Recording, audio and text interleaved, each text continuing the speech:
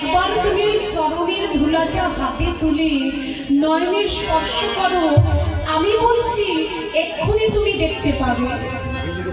যেই বলেছে ছেলের চরণ ধুলি, তখনই মা রেগে গিয়ে বলল, নারদ, ছেলে যদি হয় গুরু, পিতা মাতা হন কিন্তু তার গুরু। আমার গোপালের চরণের ধুলা নয়নে স্পর্শ করলে তুমি দেখতে পাও, এটা সত্য কথা, কিন্তু আমার একমাত্র ছেলের অমঙ্গল হবে। এই কাজটা আমি মা হয়ে করতে পারবো না। ছেলে যদি মাকে মা বলে না ডাকে, কলিযুগে কত ঘরের প্রমাণ আছে, মাকে মা বলে ডাকে না, বৃদ্ধ বাবাকে বাবা বলে ডাকে না। সারাটা দিন বৃদ্ধ মা বাইরের বারান্দাটায় বসে থাকে। কখন ছেলেটা একবার অফিস থেকে ফিরে এসে জিজ্ঞাসা করবে, মা তুমি খেয়েছো? সেই ছেলে সারাটা দিন চলে যায়, ঘরে ফিরে আসে, কিন্তু সারাটা দিনে একবারের জন্য মাকে মা বলে থাকে না। তথাপি সেই বাবা মা সন্তানের যদি একবার কোনো অমঙ্গল আসে, তারা যদি জানতে পারে, কত দেবদেবীর চরণে গিয়ে মানব করে আঁচল পেতে ভিক্ষা চাই, করে আমার একমাত্র ছেলেটাকে মায়ের কোলে ফিরিয়ে দাও, আমার প্রাণটা তুমি নিয়ে নাও, দিদিময় আমার একমাত্র ছেলের প্রাণটা ফিরিয়ে দাও। কোনদিন বাবা মা হয়ে সন্তানের অমঙ্গল চাইতে পারবেন না। ছেলে আপনাকে ভালোবাসুক আর নাই বাসুক, কোনদিন বাবা মা হয়ে যতদিন এই দেহেতে প্রাণ থাকবে, একবারের জন্য সন্তানের অমঙ্গল চাইতে পারবেন না। নারদ হয়ে তো এলো বাবা, আর কদিন বা বাঁচবো, আমার নীলমণি ভালো আছে তো? নারদ বলল, মা তোমার গোপাল নিচে হাতে লিখে পাঠিয়েছে এই চিঠিটা, এই চিঠিটা তুমি নয়নে স্পর্শ করো, আমি বলছি তুমি এক্ষুনি দেখতে পাবে।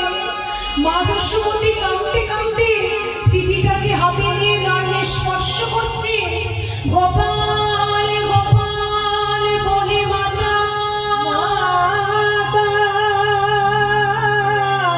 পত্র নয়নে পরশিলা,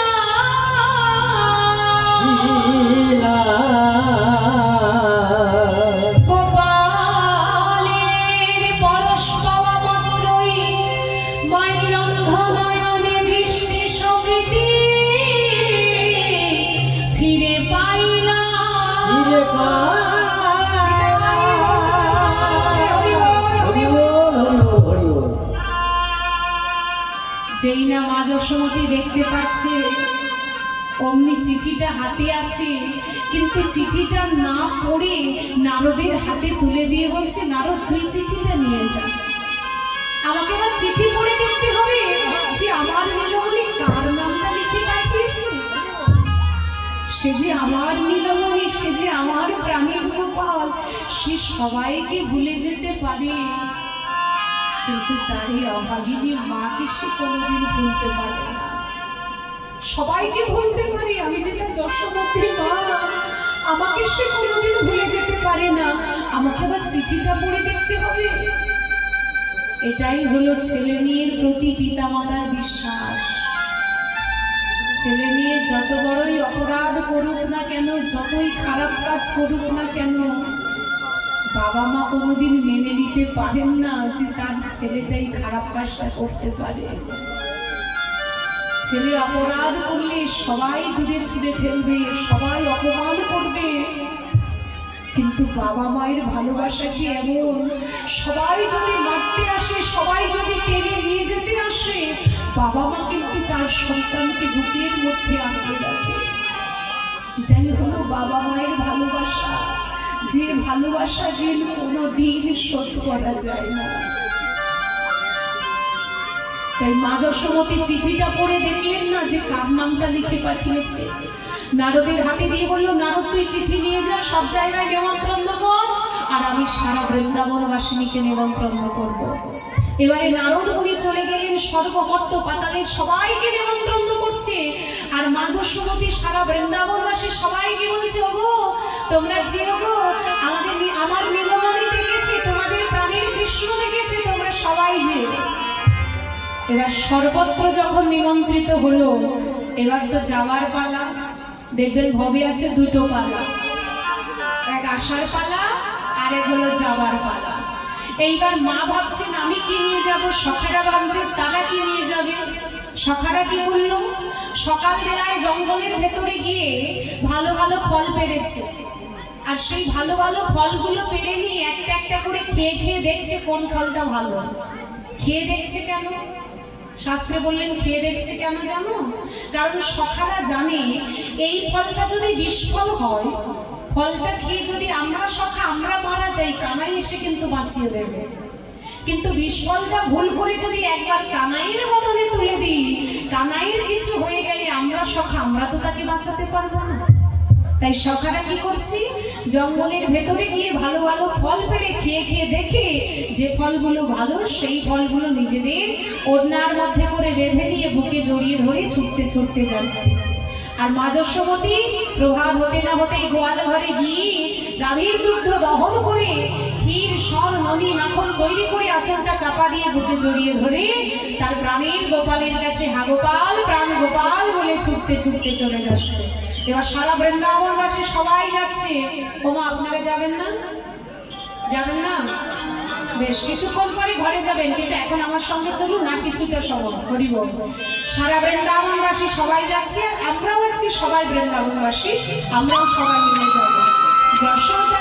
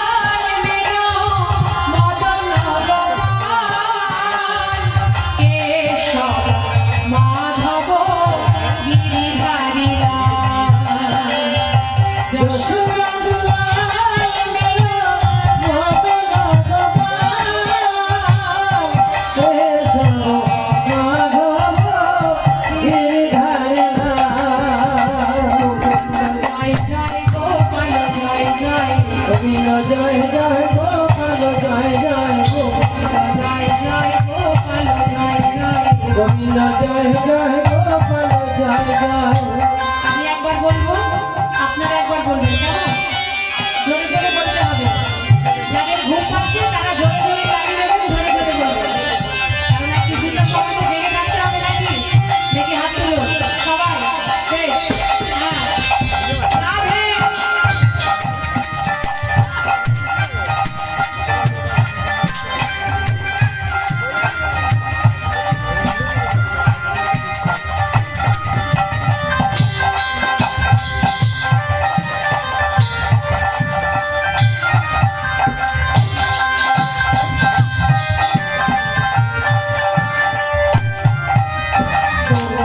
জয় জয় গোপাল জয় জয়।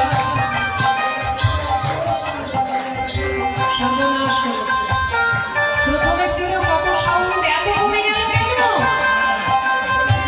ঘুম যে আসছে, নিদ্রাদেবী যে আপনাদের কাছাকাছি আসছে সেটা কিন্তু বোঝা যাচ্ছে। জোরে বলা যাবে না? হ্যাঁ, আচ্ছা বেশি কষ্ট দেখুন, আর একটু আর কিছুটা সময় একটু জোরে বলুন, একটু একটু শোনান, জানি না আবার কবে দেখা হবে, রাধারানী কবে কৃপা করবে, একটু সবাই শোনান, জয় জয় বলবেন কেমন? চলো। গোবিন্দ জয় জয় গোপাল জয় জয়, গোবিন্দ জয় জয় গোপাল জয় জয়। ওই দূরে দেখো আমার মা চুপ করে বসে আছে, এক দৃষ্টিতে অন্যদিকে তাকিয়ে বসে আছে। এখানে বসে আছে কিন্তু মন আছে বৌমার দিকে, বৌমাটাকে কি করছে, নাতিটাকে নিয়ে কে জানে না, নাতিটা কেমন খালি খালি করে জড়িয়ে ধরে গো, কি ভালোবাসা। মা গো বলো গোবিন্দ জয় জয় গোপাল জয় জয়, গোবিন্দ জয় জয় গোপাল জয় জয়, গোবিন্দ জয় জয় গোপাল জয় জয়,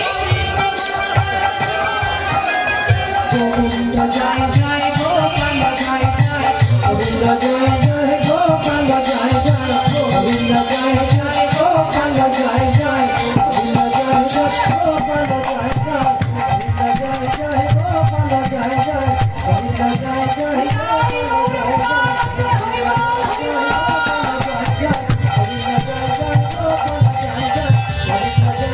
গোপাল জয় জয়, গোবিন্দ জয় জয়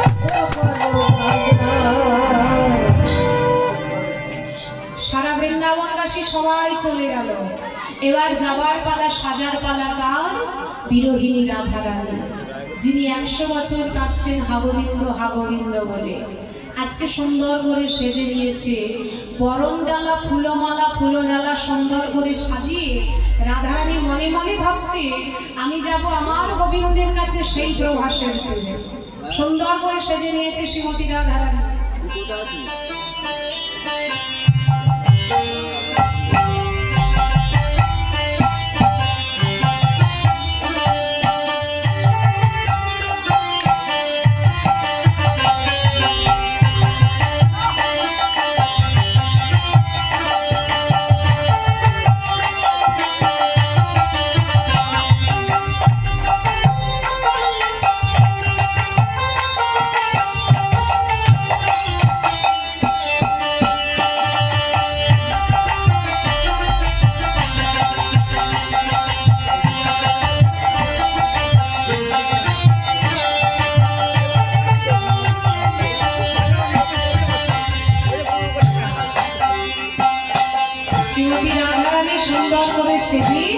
বরণ ডালা ফুলমালা ফুলডালা সুন্দর করে সাজিয়ে মনে মনে ভাবছি আমি যাব আমার গোবিন্দের কাছে সেই প্রভাসের তীরে।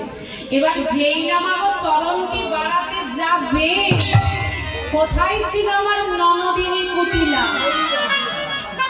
ননদিনী কাকে বলে? মায়েরা বলো ননদী কাকে বলে? স্বামী বোনকে বলে ননদী।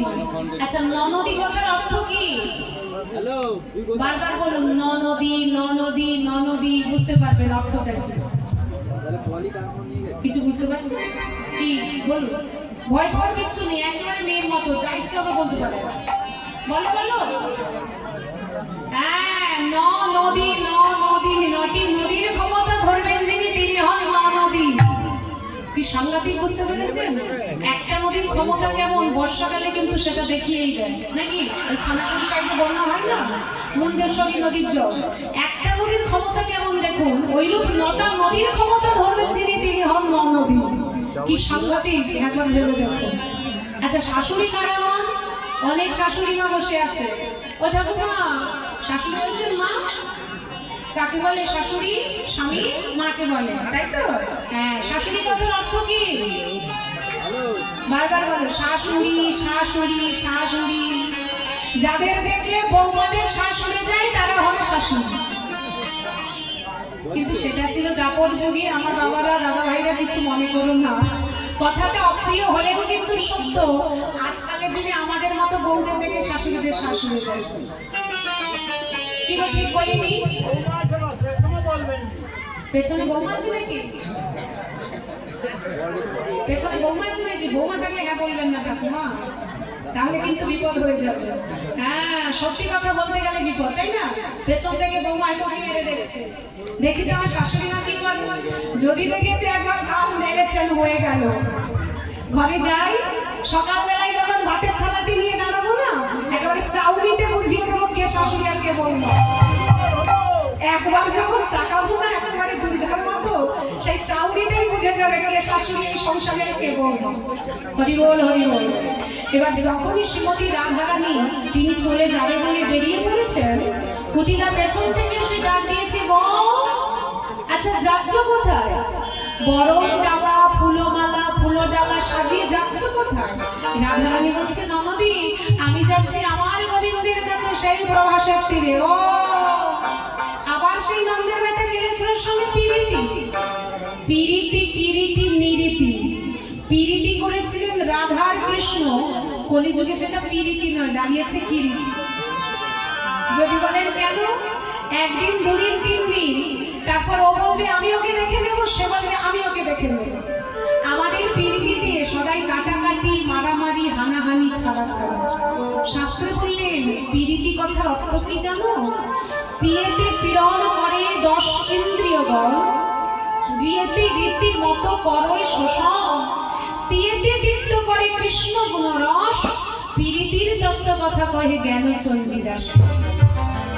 পিরিতি করেছিলেন রাধার কৃষ্ণ, আর এই কলিযুগে যারা পিরিতি করেছিলেন, পিরিতি করে শ্রেষ্ঠ হয়েছিলেন, তারা কে মা? আপনাদের আমাদের পিরিতি নয়। যে পিরিতির মধ্যে কোনো কামনা বাসনা ছিল না, কামের গন্ধ ছিল না, কে গো? বিল্লমঙ্গল চিন্তামণি, তাই না? রানী চণ্ডীদাস। বৈষ্ণব পদাবলীতে আমরা গ্র্যাজুয়েশন লেভেলে যে পদাবলীগুলো, চণ্ডীদাসের পদাবলী আস্বাদন করি বা আমাদেরকে পড়তে হয়, সিলেবাসে থাকে, সেই যে চণ্ডীদাস, রানী চণ্ডীদাস, বিল্লমঙ্গল চিন্তামণি, এরা হলো কলিযুগে প্রেমের শিরোমণি। তাই নন্দিনী কুটিলা যে দেখেছে ঘরের বউ চলে যাচ্ছে, একেবারে কাছে এসে বলল, বউ আচ্ছা যাচ্ছ কোথায়? তুমি যে আজকে চলে যাচ্ছ, বলি আমার দাদা আয়ান সে কি মারা গেছে? আমার একমাত্র দাদাটাকে মরে গেছে, তাকে ছেড়ে তুমি আজকে চলে যাচ্ছ? এক্ষুনি আমি আমার দাদাকে ডেকে নিয়ে আসবো। এই ঊর্ধ্বশ্বাসে ডাকতে ডাকতে চলেছে কুটিলা তার দাদাকে। দাদাকে মা? দাদার নাম কি গো? আয়ান ঘোষ, যিনি ছিলেন কালী মায়ের পূজারী। সেই কালী মায়ের কাছে তিনি বসে আছেন, আর এদিকে ঊর্ধ্বশ্বাসে ডাকতে ডাকতে চলেছে, বলি দাদা, ও দাদা। হ্যালো, কি বলছিস রে? আরে এই যে মা কালীর বাচ্চা। বল বল। আরে তোর বউ। হ্যাঁ। কুলের বউ। তাই নাকি? সোহাগের বউ। বল বল। সোহাগ দেখি নন্দের বেটা গেলেছে আমার সঙ্গে পিরিতি করতে যাচ্ছে। তাই নাকি রে? এতদিন তো আমার কথা শুনিসনি। কি বড় মিথ্যেবাদী। আজকে যেটা বলছি সেটা করে দেখাবো। কি করে দেখাবি রে? আগে মায়ের হাতের খড়গ নি। খড়গ নিয়ে কি করবি? কাটবি কাটবি। আরে না রে না। ওই বউকে কাটবি দাদা। না রে না। একবারে টুকরো টুকরো করে কেটে এই যমুনার জলে ভাসাবি। না রে না। অমন বউ, পুরোটা নষ্ট অসতী বউকে ঘরে না রাখাটাই রে না। সবার শেষে রেগে গিয়ে মায়ের হাতের খড়গ তুলে নিয়েছেন আয়ান ঘোষ। এত রেগে গেল কেন মা? কারণ আয়ান ঘোষ 1 জনম নয়, 7 জনম তপস্যা করে ভগবানের ধরণীকে পেয়েছিল সে নিজের স্ত্রী রূপে। আয়ান ঘোষ তিনি ছিলেন সুতপা মুনি। যে সুতপা মুনি 7 জনম ধরে তপস্যা করেছিল, আর যখনই ভগবান এসেছিল মাগো, তার একটাই চাওয়া, আমি অন্য কিছু চাই না গো প্রভু, তোমার পাশে যে লক্ষ্মী আছে ওই লক্ষ্মীকে আমি স্ত্রী রূপে পেতে চাই। সাহসটা রেখেছেন। তপস্যা করে সেই 7 জনম পরে সুতপা মুনি তিনি হয়ে গেলেন আয়ান ঘোষ, আর লক্ষ্মী দেবী হলেন আমার প্রেমময়ী রাধা। তাহলে আমরা যদি বৃহস্পতিবার করে লক্ষ্মী পুজো করি, আমার রাধারানীর পুজো করা হয়। আবার কেউ যদি রাধারানীর চরণাশ্রয় করতে পারে, তার আর অন্য কোনো দেবীর পুজো করা লাগে না। তাই আজকে আয়ান ঘোষ প্রচন্ড লেগে গেছে, এত কষ্ট করে আমি রাধারানীকে পেয়েছি স্ত্রী রূপে, আমাকে ছেড়ে চলে যাবে পরপুরুষের কাছে। এক্ষুনি আমি টুকরো টুকরো করে কেটে ফেলবো, খড়গ নিয়ে রেগে গিয়ে প্রভাবিত হয়ে ছুটতে ছুটতে আসছে। আর রাধারানী অন্তরে বুঝতে পারলে যে আজকে প্রচন্ড রেগে গেছে, আয়ান প্রচন্ড রেগে গেছে। ও আমার জন্য কিন্তু সবকিছু করতে পারে, আমাকে কাছে রাখবার জন্য সবকিছু করতে পারে, আমাকে কেটে কুচি করে ফেলে দিতেও পারে। তাই রাধারানী আজকে আয়ানের হাত থেকে বাঁচবার জন্য, যিনি কোনোদিন ওই মূর্তিতে ধরেননি সেই মূর্তি ধরতে বাধ্য হলেন। কোন মূর্তি? না, কালী মূর্তি। ধরলেন কেন কালী মূর্তি? সেনা মূর্তি ধরলেন কেন? কারণ আয়ান ঘোষ কাউকে ভয় পেত না, শুধু ভয় পেত কিন্তু এই কালী মাকে। আমরা জানি কৃষ্ণ কালী, মৃধু বলে কৃষ্ণ কালী, একটা লীলাও হবে, তাই না? কৃষ্ণচন্দ্র আগে কিন্তু কালী হয়েছে, রাধারানী কোনোদিন কালী হয়নি। এই প্রথমবার তিনি আজকে কালী মূর্তি ধারণ করে দাঁড়িয়ে পড়লেন। আর এদিকে আয়ান ঘোষ খড়গ নিয়ে আসছে। আজকে রাধারানীর কেমন হয়েছে তার রূপটা? জিহবা ললনা রসনায়, দন্ত দ্বারা জিহবা খালি চেপে ধরলেন আমার প্রেমময়ী রাধারানী। ললাটে সিন্দুর, সিন্দুরের বিন্দু যেন চাঁদের উদয় হয়েছে। আর আয়ান ঘোষ খড়গ নিয়ে ছুটতে ছুটতে আসছে। কোথায় কুলতে দশটা সতীশী রাধা? আজ আমি তোমার কান্নার স্বর হই। যেই না রাধারানীর সামনে এসে খড়গটি উত্তোলন করতে যাবে, খড়গটি হাত থেকে মাটিতে পড়ে গেল। আর ছুটে গিয়ে চরণ দুটি জড়িয়ে ধরে ডাক দিয়েছে, মা।